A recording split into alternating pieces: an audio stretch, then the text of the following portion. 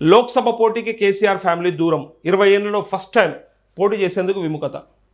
కేసీఆర్ ఖచ్చితంగా మెదక్ పార్లమెంటు సీట్లో పోటీ చేస్తాడు అని చెప్పి వచ్చినటువంటి వార్తలు కావచ్చు, లేకపోతే ఆ కుటుంబం వదిలిపెట్టదనే ఒక నమ్మకం కావచ్చు, మనం రోజు చెప్తా వస్తూ ఉన్నాం. కానీ చివరికి 20 ఏళ్లలో ఫస్ట్ టైం ఇక పోటీ చేయమని బీఆర్ఎస్ సికింద్రాబాద్ అభ్యర్థిగా పద్మారావు గౌడ్, భువనగిరి క్యామ మల్లేష్, నల్గొండకు కృష్ణారెడ్డి ప్రకటించిన పార్టీ అధినేత కేసీఆర్ అంటూ గులాబీ పార్టీ స్థాపించినప్పటి నుంచి లోక్సభ ఎన్నికల్లో ప్రతిసారి కేసీఆర్ ఫ్యామిలీ తరఫున ఎవరో ఒకరు పోటీ చేస్తూ వస్తున్నారు.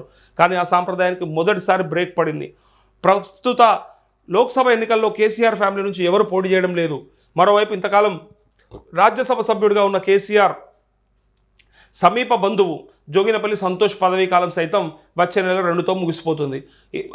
రాజ్యసభ సభ్యుడిగా ఉన్న కేసీఆర్ బంధువు ఉన్నాడు కదా, ఆయనకేదో ఇస్తారట కదా పక్కపొంటుండి ఆయన.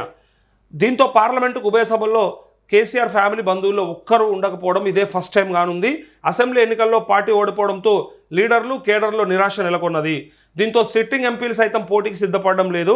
ఇలాంటి సమయంలో నేతలకు ధైర్యం కల్పించేందుకు అధినేత కుటుంబం నుంచి ఎవరో ఒకరు పోటీ చేస్తే బాగుంటుందన్న అభిప్రాయాలు పార్టీ లీడర్ల నుంచి వ్యక్తం అవుతూ ఉన్నాయంటూ ఇక పార్టీలో వాళ్ళ కుటుంబమే తప్పుకుంది ఈ ఎన్నికలలో. ఫస్ట్ టైం 20 ఏళ్ళ తర్వాత ఆ కుటుంబంలోంచి ఎవరు లేకపోవడం మొట్టమొదటిసారి అని చెప్పి ఈ వార్త. అది భయమే అయి ఉండొచ్చు, లేకపోతే ఇంకేదైనా అయి ఉండొచ్చు. ఓడిపోతే ఇక మొత్తానికే మా దుకాణం మూసేసుకోవాలన్న